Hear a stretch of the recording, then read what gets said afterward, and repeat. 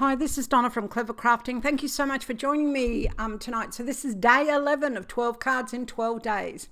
So I've done a little preparation again for this card today. I've cut out a whole pile of circles. I used 3 different sizes from my circle die set. You can see sitting over the corner there. And I put ink all around the edges. That was Vintage Photo, the Distress Oxide Vintage Photo. So now what I'm doing is, because I want to have a funny sort of border on the end. So you can do this if you don't have any border shapes or anything, simply by laying out our circles. So I'm going to position them where I want. So rather than you watch me for 15 minutes trying to sort it all out, I've just skipped to the end there where I've got all of my circles positioned where I want them.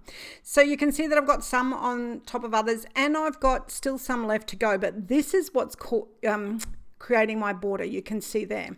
So this is just some post-it note tape. And I am just grabbing my pencil, although that does look like a pen, it's actually a pencil. And I am just drawing around the edge of those circles on the open edge of my card base. So I use the post-it note tape to keep them all in place there. So now I can gently remove that. They're all still stuck to the post-it note, and I can cut along my pencil line, which is precisely what I'm going to do. And we all love a bit of fussy cutting. So this doesn't take very long once I decide which way I'm going to cut from. I'm not going to watch you make you watch me do all of this. So I've skipped through to the end there. But that doesn't have to be perfect.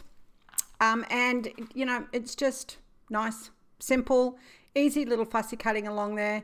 So you can see there that, it's not the greatest in the world, but it will line up with my circles. I've got a few pencil marks on there. So if you do, just grab an eraser and get rid of them, because you certainly don't want any of those showing. So now that I've done that, I'm just going to confirm that this will all line up, and there is no reason why it shouldn't, because we have it all stuck together with that post-it note tape. So you can see that that all lines up beautifully. Sweet. That's good. So I'm just grabbing some of my Smart Art glue here, and I'm just going to put it on the ones on the back. So these are just the big ones. So I'm not putting it on the little ones because I want to pop the little ones up, but you will see that in a moment. So I'm just putting some glue, and then of course I'm probably going to add a little bit more for good measure.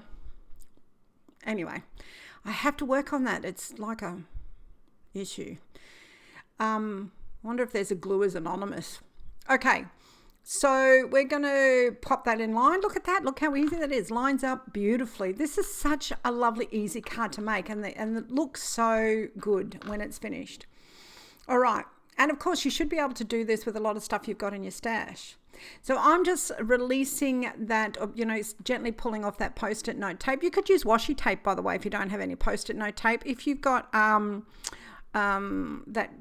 press and seal, that works beautifully too. So anyway, I've just removed one of the smaller circles, and I'm going to pop some foam tape on it.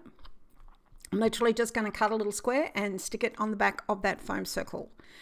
Doesn't have to be anything too elaborate. So this is the double-sided foam tape that I get from Bunnings. It's 1 mil thick, so that's just one layer.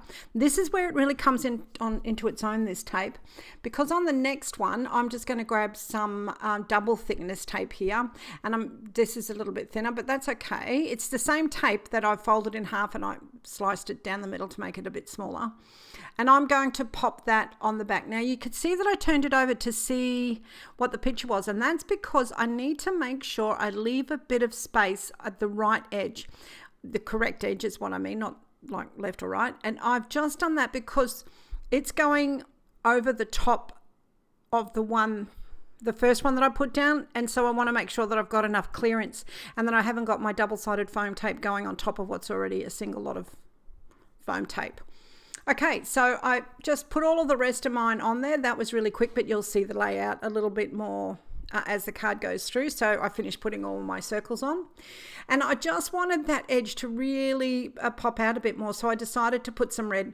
So these are a couple of scraps. You could see that I put that other strip down the side of the front. Didn't look any good, so I won't be doing that. But sometimes it's good to see the process and to try things out. So anyway, lots of glue again, and which you don't need to do. I'm just going to put that strip on there, press it down and cut off the excess.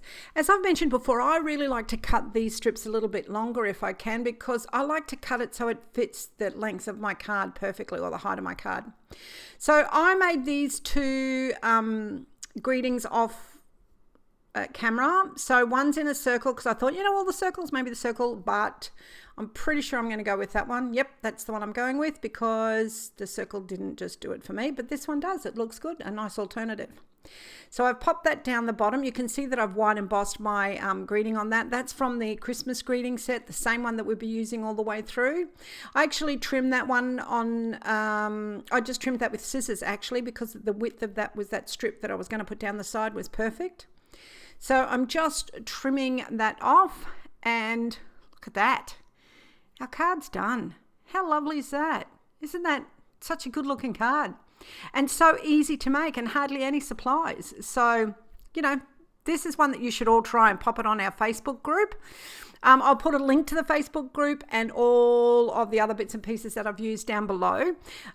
If you enjoyed this, I'd love you to subscribe to my channel and to give me a thumbs up and leave me a comment, because all feedback is great for me as well.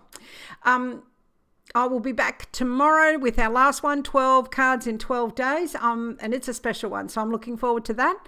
Until then, stay safe and happy crafting.